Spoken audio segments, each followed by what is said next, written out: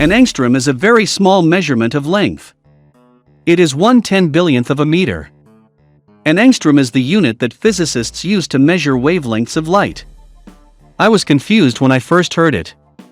To me, ang meant steam, and strom meant stream. I understood that the physics professor was talking about very small measurements, but I was confused about what this had to do with a stream of steam. Then I learned that it is named after the 19th century Swedish physicist Anders Angstrom, and had nothing to do with particles of steam. Words can morph and mean other things, they can be twisted and taken out of context. Comedians make great use of this, like when George Carlin said, "Atheism is a non-profit institution." Or, "Puns will groan on you if you will just let them." The latter was spun out at one of the O. Henry Pun-Offs in Austin, Texas. This year's Pun-Off is on May 8th. The word fingerprint has grown to mean more than it originally did. Today it is said that we leave digital fingerprints, when in fact we have not touched anything. It was on May 5th in 1905 that the Stratton brothers' trial began in London.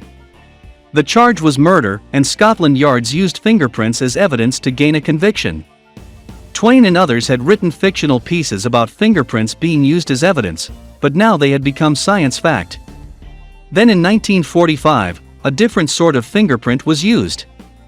The Japanese were sending balloons over North America that were randomly dropping bombs.